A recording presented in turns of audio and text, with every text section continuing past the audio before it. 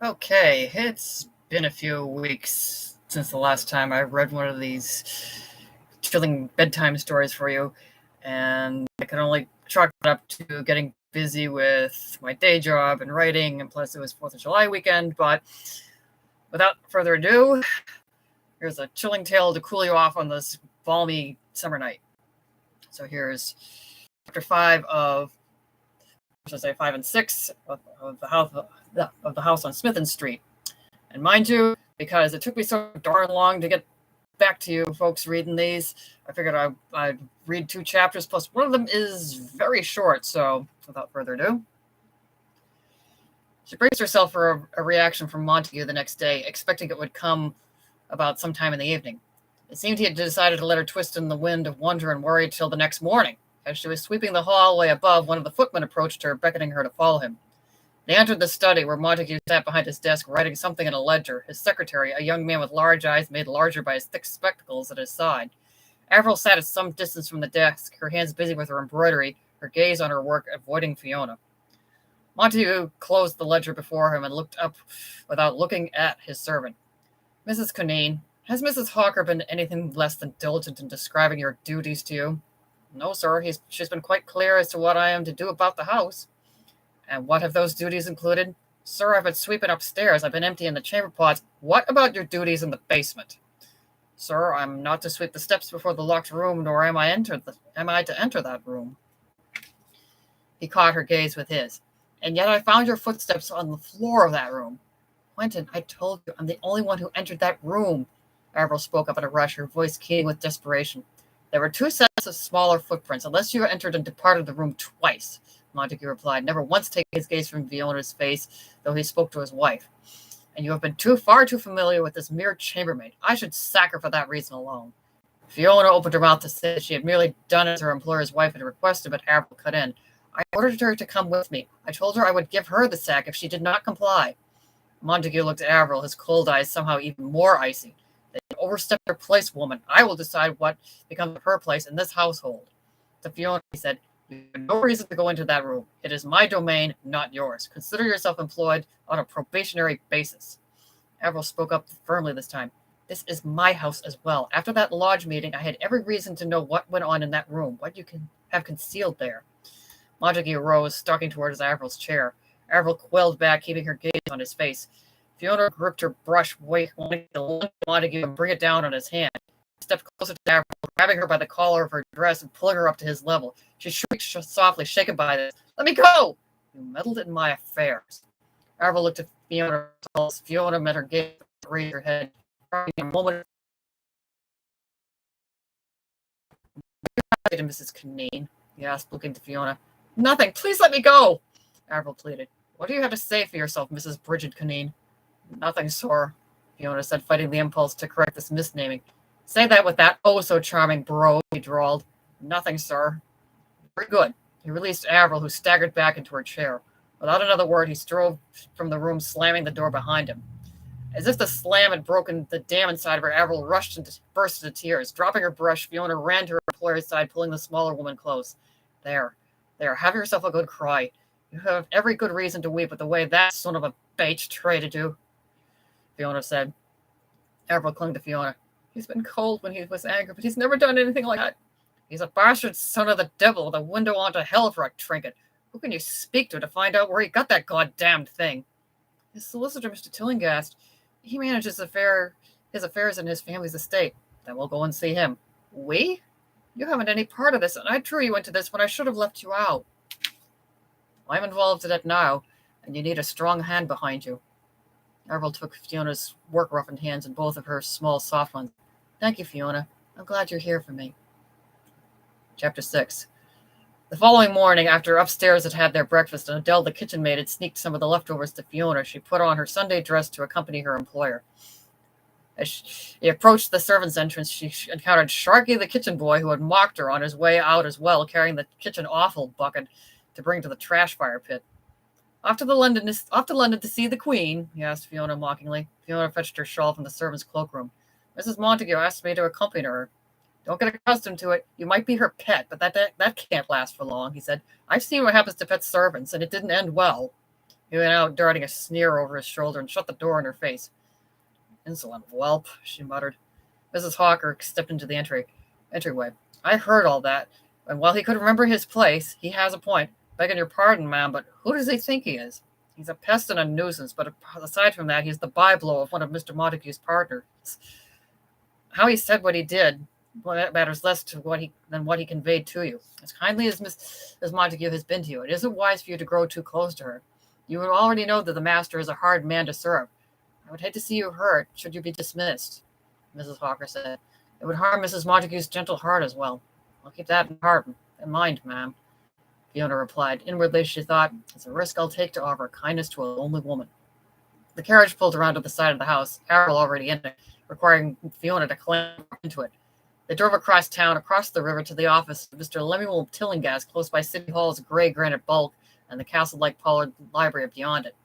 The solicitor, a short, nondescript man with mouse-brown hair and dark eyes peering through thick eyeglasses, rose as Avril, with Fiona trailing behind her, entered his office. Mrs. Montague, this is a surprise, he said. I've not had the pleasure of seeing or speaking to you here since the day your husband signed the marriage license. What can I do for you today? I need to know the provenance of an item in my husband's possession, Avril said. And what item would that be? That item would be what, may I ask? It's a mirror which my husband has hung on a wall in a locked room in the cellar of our home, Avril said. Mr. Tillinghast's face fell, but he kept a calm demeanor. Ah, yes, that. I regret to say is not something I am free to discuss. It looks more like a window if you asked me, Fiona said. But what was in that mirror? I have the authorization to reveal that information to you, Mr. Tillinghast said. Avril stood to her full height, looking into his eyes. Mr. Tillinghast, you are my husband's solicitor. I am his wife. I have as much right to know about his affairs and his possessions as the child I will give him someday stands to inherit those possessions. Mr. Tillinghast looked askance, briefly catching Fiona's gaze, and looked to Avril. It's not merely a mirror. That, sir, would be what they call an understatement, Fiona murmured. It is a relic which his family has had in keeping since the 17th century, a mirror crafted by one of their line who had trained in alchemy and other questionable arts on the edge of science, Mr. Tillinghast continued. The images that you see in it are more than mere images. They are a view into another world, another realm adjacent to ours, visible only with the aid of that mirror. Avril shuddered. Creatures of hell, or the realm of the fair folk, Fiona said. Perhaps not hell as we think of it, and they certainly aren't little damsels wearing bluebells on their heads. But we would find their realm every bit as hospitable as hell, and these beings possess powers that would seem like the magic of fairies, Mr. Tillinghast said. You don't know much about the fair folk, Fiona thought. And what is my husband's role in all of this? Avril asked. As the eldest son and heir to the family's holdings, he has the task of guarding the mirror and keeping watch over the beings behind it, keeping it secluded from those who do not understand it or who would exploit the powers of those creatures, he said. And that would explain his insistence upon my giving him an heir, and hopefully within a year after our wedding, Avril said. No child of mine shall need to keep watch over that thing. On the return drive to Smithen Street, Avril said barely a word till at length she spoke, just above a whisper. We need to be rid of that thing. If we do that, he'll go into a worse rage, Fiona said, keeping her voice low to match her employer's tone. Avril put a hand to her brow. I can't have it in the house a moment longer. I'll take care of that. The worst he can do is fire me, Fiona said. Avril looked at her, not saying a word, her eyes wide with awe. She nodded slowly, assenting to this, as she took Fiona's hand in hers. If he sends you away, I will leave him and find you. You'll be disgraced. I don't care. Here's for his business and that ghastly thing that he does for me. Well, I'll likely have to go far away. I'll have to start anew in another place. Then I'll go with you. Avril paused, reconsidering her request. Bring me some proof that you've rid the house of that thing. Fiona considered this and nodded once slowly. As you wish, ma'am. Once they returned to the house, Fiona attended to her work, or what she could of it in the remaining time that she had that day. Taking her broom and a pail of sawdust along with an empty pail, she descended to the chamber in the basement, armed with the key which Avril had given to her. She stepped across the threshold, skirts tucked up carefully to avoid the slightest chance her hem could disturb the dust. Entering the ritual chamber, she approached the ghastly mirror, careful not to look directly at it, and set down her pails. She raised her broom, one with the heaviest wooden hand, to shoulder level, keeping the edge of the mirror in the corner of her eye to avoid looking directly at the things roiling beyond it. In nomine Patris, et Filius, et Spiritus Sancti, family heirloom be damned! She swung the broom, the back of it first, at the mirror. The corner of the broom head connected with the glass, cracking and shattering it. Pieces rained to the floor in a clattering mess. She hit it again, breaking more glass. Aunt Bridget would have 100 fits if she knew what I've done. She'd say I've cursed myself with 7 years of bad luck, she thought dryly, daring a peep at the shards lying on the marble floor. If nothing else, I'll catch my bad luck from himself for sure. She saw no reflections on the surfaces of the shards as she lowered the broom and swept them into the empty pail, but they still roiled with colors not of earth. Carefully, with the hem of her work apron, she picked up a shard and secreted it into her pocket. She slipped out into the fading daylight, crossed the garden to the privy, where she emptied the pail into the stinking pit. A fitting resting place for something straight out of hell. A girl from Italia who had worked as a kitchen maid in the Cabot household had spoke of some poet in her country who described a part of hell with the damned souls up to their necks in the filth. Then she returned to the house, bringing the shard to Avril's sitting room and giving it to her employer. Whew. That, I admit, was the image of her breaking the mirror with the broom. That was not the first part that I wrote, but that was the first image that I had in my mind when I was writing this story. First it was, the spooky mirror with the spooky things visible in it, or the spooky window into the spooky realm. But then I was thinking, what do you do with a mirror if you want to destroy it? You break it. And if you treat a magic mirror as if it's just a mirror, does that mean the magic no longer has any power over you? So I admit that part was probably the most fun to write because, it's, a middle-aged domestic servant woman, kicking spooky critter butt and taking names, as it were.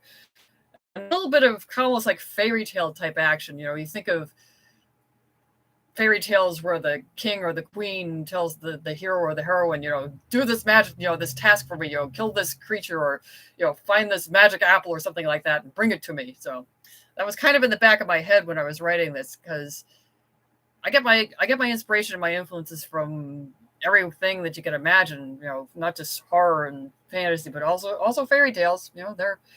They're part and parcel of our collective creative consciousness. Sometimes they convey bigger ideas and more truth than some, cold hard facts.